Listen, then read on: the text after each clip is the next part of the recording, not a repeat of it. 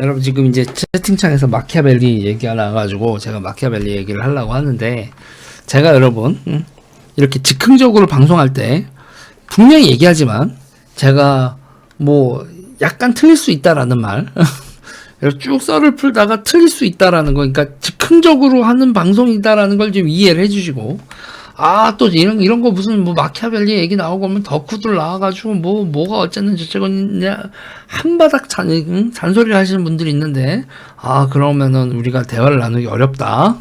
그런 건 학술대회에서 가서 썰을 풀어주시고, 저는 그냥 제가 어떤 인스퍼레이션을 느끼는 거, 그런 거로 썰을 푸는 거니까 이해를 해달라. 여기 학력 높고 뭐 철학가들 그런 분들 많은 거 아는데, 박사님들도 제 방송 보는 분 중에서 있는 거 아는데, 제발 저를 너무 민망하게 그러지 몰아세우진 말아주셨으면 한다. 일단 저는 마키아벨리 관련돼서 얘기할 때요, 그 얘기 많이 해요.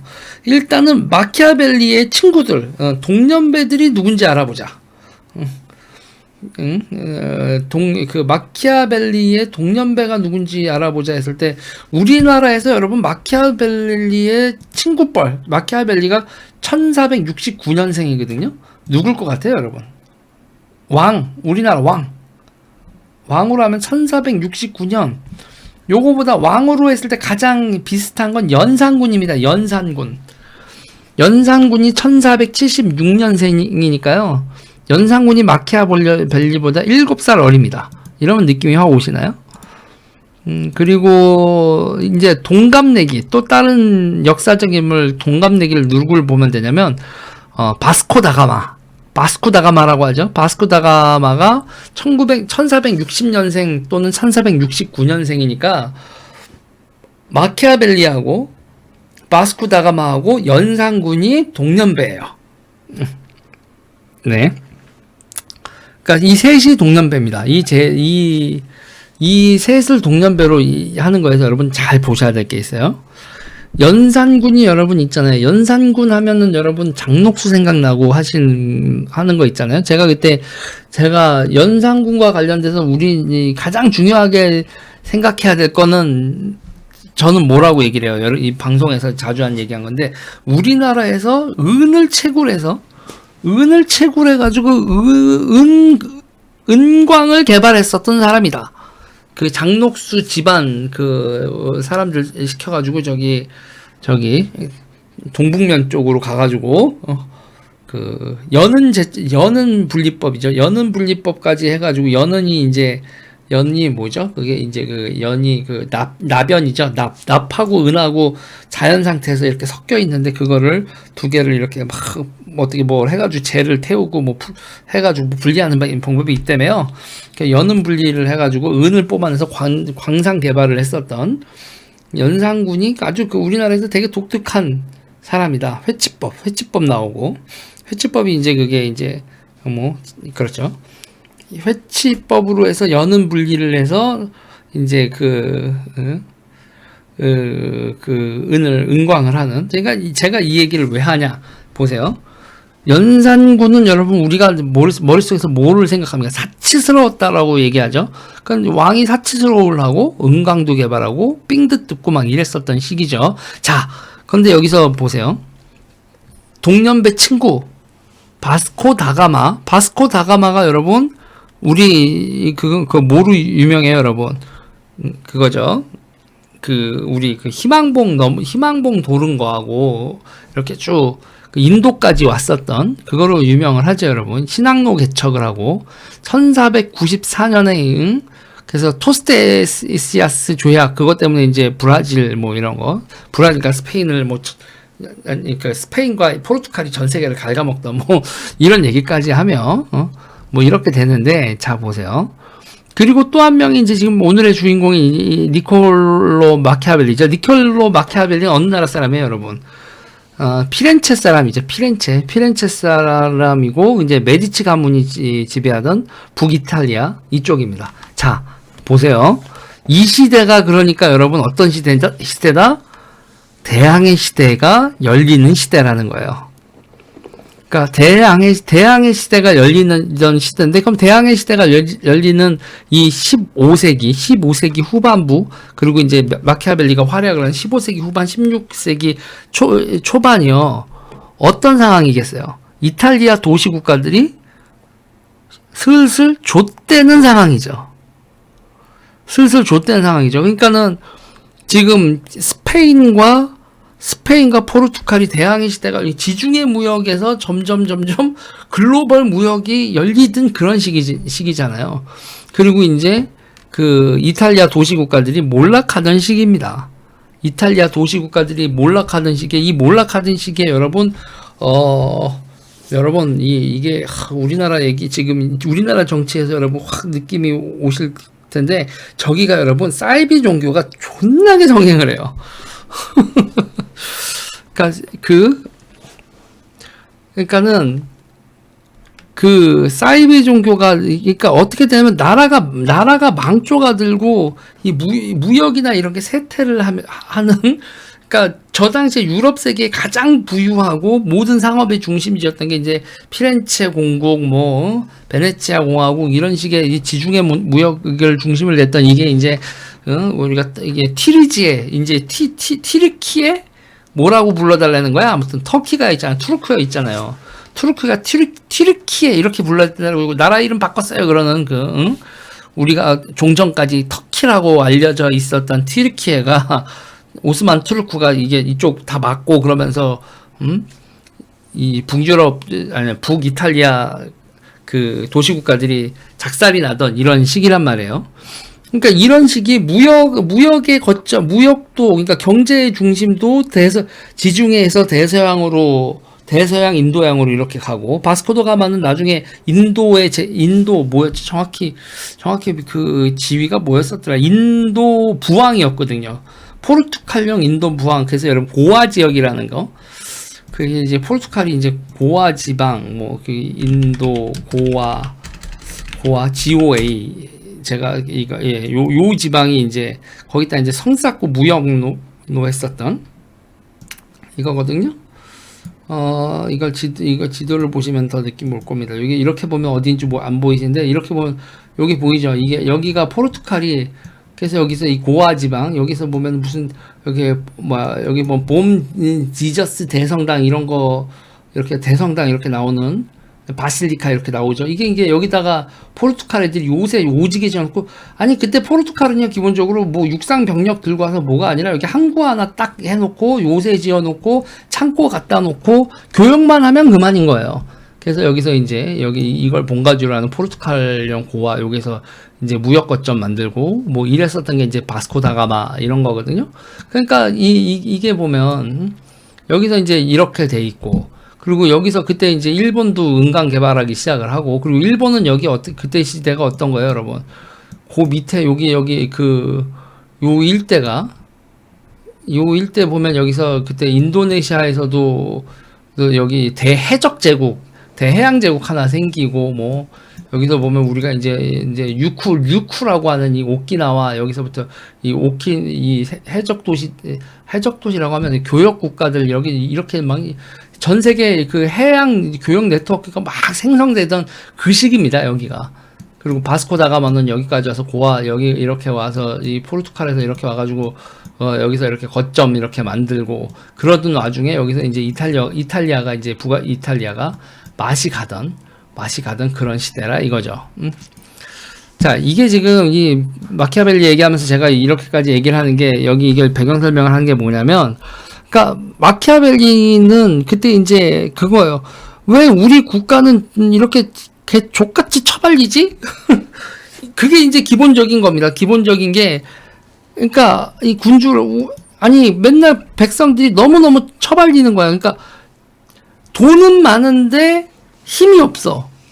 그러니까 기본적으로 메디치 가문이, 이게 도시 국가들이 그 당시에는 군대를 기본적으로 용병을 썼단 말이에요. 돈 있으면 머셔너리들 해가지고 뭐 돈 주고 용병 쓰고 이런 거였는데, 이게 점점 군대도 완전히 상비군이라고는 할 수 없잖아. 상비군 체계 규모의 군대, 이런 것들이 슬슬 이제 조짐이 보이고, 프랑스가 와가지고 지랄하지, 교황령이 지랄하지, 뭐 저기 신성 로마 제국이 지랄하지.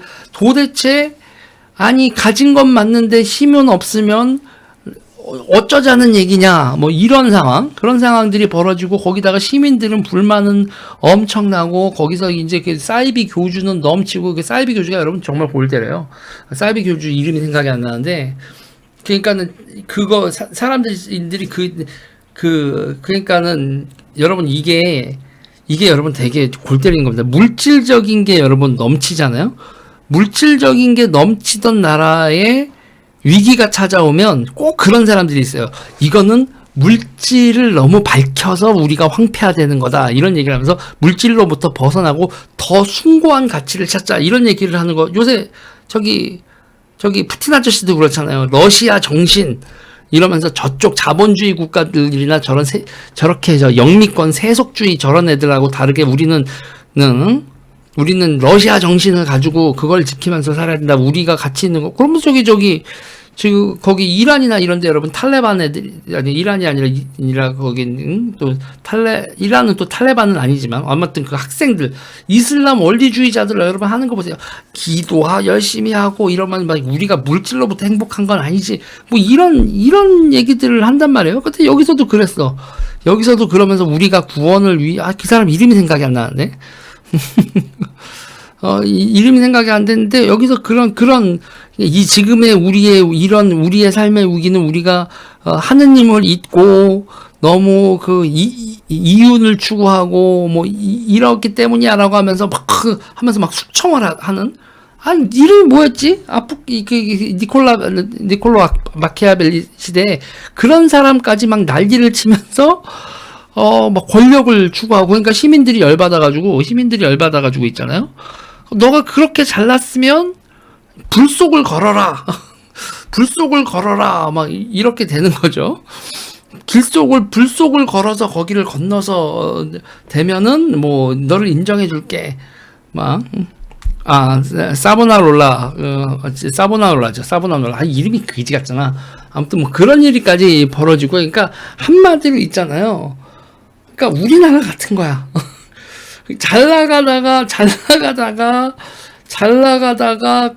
꼬라 박으면서 문재인 같은 인간 나오고 팬덤 지랄하는 것처럼 사보나롤라 같은 인간 나와서 그 인간의 팬덤들이 우르르 몰려 있고, 팬덤들이 막 말도 안 되는 정신적인 거 어쩌고 얘기하다가 막 불 지르고, 그랬다가 이게 막 불 질렀는데 그러니까 막 비 와서 꺼졌나? 아무튼 뭐 그러니까 막 각종 타는 거 다 가져와가지고 불 확 벌지른 다음에 여기를 통과해 이 새끼야 막 이지를 하고. 아무튼 그러니까 저기가 여러분, 그러니까 세속적인 교역국가가 그거를 지킬 수 있는 군사적인 강건함 내지는 그런 세속주의를 지속할 수 있는 물질적 기반이 되는 지중해 네트워크, 이런 것들이 흔들리니까 나라가 개판인 거야. 그러니까 마키아벨리는 이렇게 생각하다가, 와, 씨발, 이게 나라가 이렇게 개판이면 이걸 어떡하지? 이거 어떡하냐? 이런 문제를 봉착한 상태에서 그걸 한 거죠. 그러면서 이제 체살의 보르자니, 뭐, 그 당시에,